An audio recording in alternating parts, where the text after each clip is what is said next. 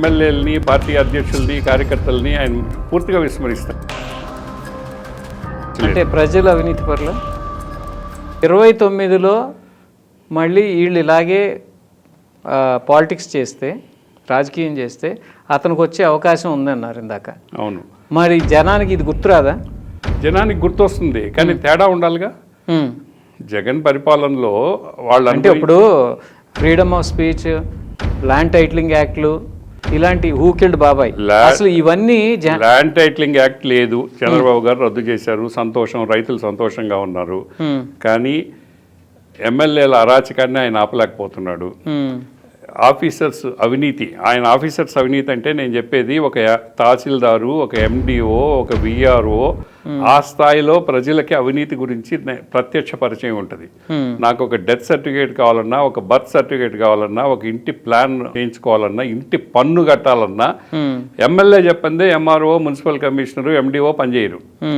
MLA చెప్పిన తర్వాత డబ్బులు ఇవ్వాలి. వీటితో జనం విసిగిపోతున్నారు. ఎమ్మెల్యేలని రాజుల్లాగా తయారు చేస్తే వాళ్ళు రాక్షసులుగా మారిపోయారు. ఏ ఎమ్మెల్యేకి ఆ ఎమ్మెల్యే ఒక రాక్షసుడు అయిపోయాడు. ఒంగోలు జిల్లాలో ఒక ఎమ్మెల్యే రోజు చికెన్ షాప్లో ఎన్ని కిలోలు చికెన్ అమ్మితే అన్ని రూపాయలు నాకు కమిషన్ ఇవ్వాలని అగ్రిమెంట్. ఆ స్థాయికి దిగజారిపోయారు ఎమ్మెల్యేలు, దిగజారిపోయారు. చీరాల దగ్గర ఉండే రిసార్ట్స్లో ఎన్ని రూములు బుక్ అయితే అన్ని రూములకి ఇంత లెక్కనే ఆయనకి డబ్బులు ఇవ్వాలి. ఈ ఎమ్మెల్యే మీరు ఇందాక అన్నారు అమరావతిలో కాంట్రాక్టులకు డబ్బులు లేవు. అవును, నిన్నే మా జర్నలిస్ట్ ఒక అతను చెప్తూ, అమరావతి చుట్టుపక్కల ఉన్నటువంటి 8-9 కాన్స్టిట్యున్సీల్లో గ్రావెల్ ఎక్కడ దొరుకుతుందో ఆ గ్రావెల్ ఎక్కడి నుంచి లిఫ్ట్ చేయాలన్నా ఎమ్మెల్యేలు కప్పం కడితేనే, ఈ కాంట్రాక్టర్లు మేము భరించలేకపోతున్నాం. ఇదని కప్పం కాదు. ఇప్పుడు గన్నవరం లాంటి ప్రాంతాల్లో ఎమ్మెల్యేలు మేమే సప్లై చేస్తాము గ్రావెల్ మా రేటుకి రూపాయికి అయ్యే ఖర్చుకు 3 రూపాయలు అవుతుంది. గ్రావెల్ తోలాలంటే 65 లక్షల క్యూబిక్ మీటర్ల గ్రావెల్ ఈ సంవత్సరం అమరావతిలో కావాలి, రిక్వైర్మెంట్ ఉంది. ఇప్పుడు 6 లక్షల క్యూబిక్ మీటర్లు కూడా తోలలేకపోతున్నారు కాంట్రాక్టర్లు. పనులు ఆగిపోయింది. రూపాయికి వచ్చే గ్రావెల్కి 3 రూపాయలు కట్టాలంటే కాంట్రాక్టర్ ఎక్కడి నుంచి తెచ్చి కడతాడు? ఈ ఎమ్మెల్యేలు అందరూ ఎవరు? నీ పార్టీ మనుషులు. ఒకప్పుడు చంద్రబాబు గారిని చూస్తే ఎమ్మెల్యేలకి భయం. ఎవరన్నా ఏదన్నా ఎమ్మెల్యే తప్పు చేస్తే ఎందుకు భయం పోయిందంటారు?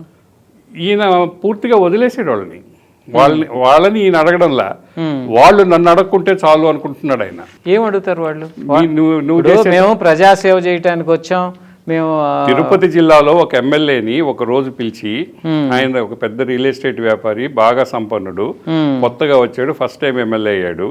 ఒకరోజు చంద్రబాబు గారు పిలిచి, నీ పద్ధతి బాగాలేదు, నీ మీద రిపోర్ట్స్ బాగాలేవంటే పెద్దగా ఒక నవ్వు నవ్వి, సార్ చూస్తే మీ రిపోర్ట్స్ కూడా బాగాలేవు సార్ అని చెప్పి వెళ్ళిపోయాడు. అట్లా ఎదురు ప్రశ్నిస్తున్నారు ఎమ్మెల్యేలు. ఏమంటే ఈ ఎమ్మెల్యేలు ఎవరు రాజకీయవాదులు కాదు. వీళ్ళందరూ కాంట్రాక్టర్లు, రియల్ ఎస్టేట్ వ్యాపారాల్లోనూ ఇంకో రకంగానో కేవలం డబ్బుతో, వాళ్ళ డబ్బుతో మేము ఎమ్మెల్యేలు అయిన వాళ్ళు, మా డబ్బుతో మేము ఎమ్మెల్యేలు అయినప్పుడు మేము డబ్బు సంపాదించుకోవాలో అది మా హక్కు అనుకుంటున్నారు. ఇప్పుడే మా టీం వాళ్ళు కొన్ని పేర్లు ఇచ్చారు. ఏది మంచికంటి రామకృష్ణారావు, నర్రా రాఘవరెడ్డి, ధర్మభిక్షం, బిఎన్ రెడ్డి, మల్లు స్వరాజ్యం, గుమ్మడి నర్సయ్య, ఇలా కొంతమంది పేర్లు చూస్తుంటే శ్రీకాకుళం జిల్లా పాతపట్నం మాజీ ఎమ్మెల్యే పగడాలమ్మ, ఆవిడ మన రేషన్ బియ్యం కోసం అప్లికేషన్ పెట్టుకుందంట.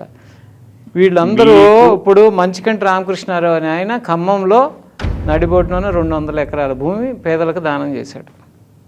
ఇలా చేసి మన డెమోక్రసీని నిలబెట్టి, మన సొసైటీ నిలబెట్టిన ఎమ్మెల్యేలు, రూలర్స్, లీడర్స్ ఉన్న రోజుల నుంచి ఇవాళ సూట్ కేసుతో వచ్చిన ఎమ్మెల్యేలను చూస్తున్నాం.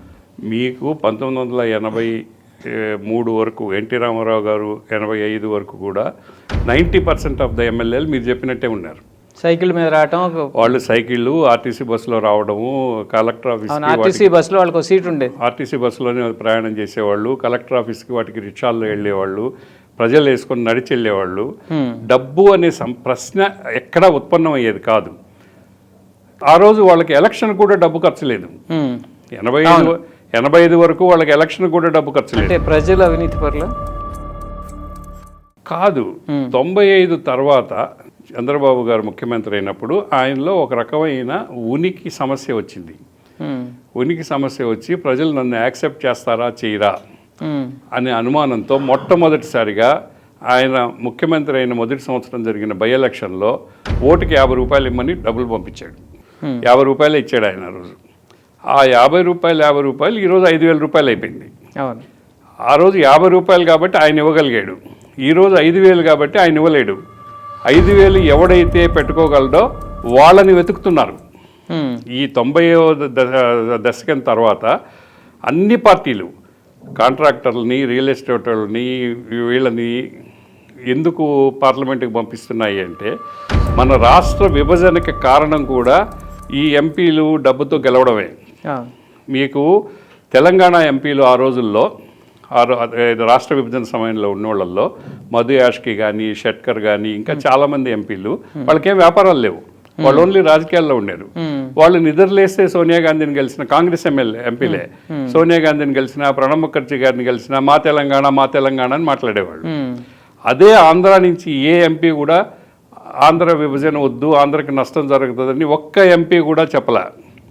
వీళ్ళు నా అప్పులేంది, నా కేసులేంది, నాకు ఏ బ్యాంకులో అప్పులు ఇస్తారు, నాకు ఎక్కడ కాంట్రాక్ట్ ఇస్తారు అనేది మాత్రమే మాట్లాడుకొని బయటకు వచ్చేవాళ్ళు. దాంతో సోనియా గాంధీ గారికి కూడా అసలు ఆంధ్రలో దీని మీద వ్యతిరేకత లేదేమో అనిపించింది, దీనివల్ల నష్టం లేదేమో అనిపించింది. ఈ డబ్బుండే సంపన్నుల్ని రాజకీయాల్లోకి తీసుకొచ్చిందే పార్టీలు.